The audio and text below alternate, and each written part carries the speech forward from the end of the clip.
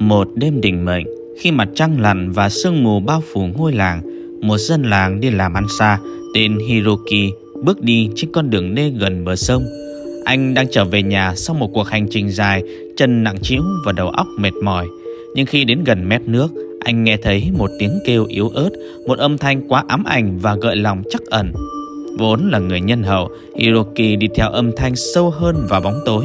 Ở đó, giữa hai đám lau sậy, anh nhìn thấy một người phụ nữ ướt đẫm và run rẩy đang bế một đứa trẻ sơ sinh trên tay. Làm ơn, Cô cầu xin, giọng nhẹ nhàng và run rẩy. Hãy giúp chúng tôi bị lạc rồi. Thương cảm cho số phận hai con người đáng thương, Hiroki lao tới và đề nghị giúp đỡ. Nhưng khi anh đến gần, nét mặt người phụ nữ trở nên méo mó, đôi mắt cô ta lấp lánh ánh sáng của thế giới khác. Trong tích tắc, hình dạng của cô ta thay đổi. Phần thân dưới hiện nguyên hình là một phần thân rắn to lớn dài đến 30 mét. Cái đuôi bám chặt lấy cơ thể của Hiroki khiến anh không thể di chuyển. Tê liệt vì sợ hãi, Hiroki nhìn hình dáng ngoằn ngoèo của Nure Onna lao về phía trước, cái miệng ta há lớn. Thế nhưng ta lại hậu đậu cắn vào tấm sắt lớn mà Hiroki đeo trên vai. Cú đập khiến ta kêu thất thanh vì cơn đau buốt não. Thấy lực giữ của phần đuôi không còn mạnh như trước, Hiroki chớp lấy thời cơ. Với một chuyển động nhanh chóng, anh rút ngay tấm sắt trong tay nải ra, đập mạnh nhiều phát vào cơ thể của yêu quái. Sinh vật vội vàng lùi lại, rít lên đau đớn và giận dữ. Nhận thấy cơ hội, Hiroki bỏ chạy hết sức mình về phía ngôi làng, cách càng xa dòng sông càng tốt. Đằng sau, anh có thể nghe thấy tiếng kêu giận dữ của sinh vật đó vang vọng suốt màn đêm. Khi đến rìa làng, Hiroki mới dám nhìn lại, ngó nghiêng tứ phía xem có khuôn mặt quái dị của Nure Onna hay không. Nhưng phía trước chỉ có sự im lặng, một sự tĩnh lặng sâu sắc, nặng trĩu trong không khí. Hiroki đem chuyện quái dị vừa xảy ra kể cho người dân trong làng, nhưng ai nấy đều không tin lời của anh ta, cho rằng anh ấy đã uống say nên mới tưởng tượng ra câu chuyện ma quái ấy. Họ đưa cho anh mấy chai thuốc giải rượu, khuyên anh nên ở nhà nghỉ ngơi vài ngày để lấy lại sức khỏe. Duy chỉ có Hiroki là không thể thoát khỏi cảm giác có điều gì đó không ổn, bởi anh biết rõ mình không say rượu cũng chẳng phải là kẻ bịa chuyện. Đêm ấy, anh bị ám ảnh bởi hình ảnh quái dị của sinh vật đó. Giọng nói của cô ta vang vọng trong tâm trí anh. Chuyện này khiến anh cứ ngủ mê man mãi, những tưởng sáng hôm sau sẽ về lại thành phố. Nhưng rốt cuộc sức lực cạn kiệt nên anh đành để tới hôm sau.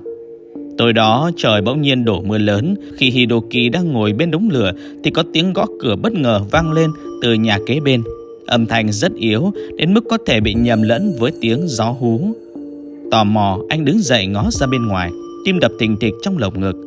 Làm ơn hãy chăm sóc đứa trẻ giúp tôi không muốn tiếp tục ở trên đời này nữa. Hiroki như đóng băng trước những âm thanh đang được cất lên. Anh biết rõ đó là của ai. Chính yêu quái Nure Onna. Có lẽ vì trời mưa nên cô ta mới di chuyển lên tận chỗ xa xôi này. Anh hét lớn, đừng tin cô ta. Nhưng không có bất kỳ âm thanh nào đáp lại. Lo lắng cho sự an nguy của người hàng xóm, anh vội vàng cầm ô chạy ra ngoài. Nhưng ngay khi cánh cửa bật mở, anh hốt hoảng khi thấy Nure Onna đang đứng trước cửa nhà mình. Khi anh tính đóng cửa lại, yêu quái thân nhện đầu bò Ushi Oni đã lao vào giữ chặt lấy anh. Hiroki cố gắng giãy giụa nhưng vô ích. Sau đó Nure Onna cùng đám yêu quái xâu xé cơ thể của anh trong tiếng la hét kinh hoàng. Người hàng xóm chứng kiến mọi chuyện với gương mặt vô cảm. Khi Hiroki không thể la hét được nữa, ông ta nhắn tin vào nhóm chung có tất cả dân làng trừ Hiroki. Lễ tế năm nay đã xong, năm sau nên gọi ai về làng để làm thức ăn cho Nure Onna đây.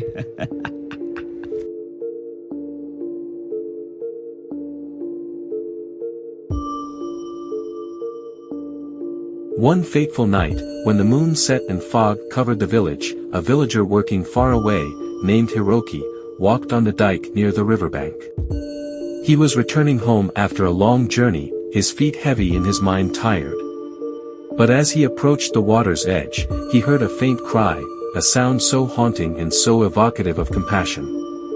Being the kind-hearted person that he is, Hiroki followed the sound deeper into the darkness. There, among the reeds, he saw a wet and trembling woman, holding a newborn baby in her arms. Please, she begged, her voice soft and shaky, please help us. We're lost. Feeling sorry for the fate of two poor people, Hiroki rushed forward and offered to help. But as he approached, the woman's expression became distorted, her eyes sparkling with otherworldly light. In an instant, her shape changed, her lower body revealed its original form as a huge snake body, up to 30 meters long. The tail clung tightly to Hiroki's body, making him unable to move. Paralyzed with fear, Hiroki watched as Nure Onna's serpentine form rushed forward, her mouth wide open. However, she clumsily bit into the large iron plate that Hiroki carried on his shoulder. The blow made her cry out from the sharp pain in her brain. Seeing that the holding force of the tail was no longer as strong as before, Hiroki took the opportunity. With one quick movement, he immediately pulled out the iron plate in his hand and slammed it several times into the demon's body. The creature quickly backed away, hissing in pain and anger. Sensing his opportunity, Hiroki ran away, running as fast as he could toward the village, as far away from the river as possible. Behind him, he could hear the creature's angry cries echoing through the night. When he reached the edge of the village, Hiroki dared to look back, looking in all directions to see if there was the monstrous face of Nure Onna. But ahead there was only silence, a deep stillness that hung heavy in the air. Hiroki told the strange story that night to the people in the village, but everyone did not believe his words, thinking that he was too drunk to imagine that ghost story. They gave him several bottles of hangover medicine and advised him to stay home and rest for a few days to regain his health. Only Hiroki couldn't escape the feeling that something was wrong, because he knew clearly that he was neither drunk nor a liar. This night, he is often haunted by the monstrous image of that creature, her voice echoing in his mind. This made him fall asleep, thinking he would return to the city the next morning, but in the end his strength was exhausted, so he had to wait until the next day. That night, it suddenly rained heavily. While Hiroki was sitting by the fire, there was a sudden knock on the door from the house next door. The sound was so weak that it could be mistaken for the howling of the wind. Curious, he stood up and looked outside, his heart pounding in his chest. Please, please take care of the child for me, I don't want to continue in this world anymore. Hiroki seemed to freeze at the sounds that were being made.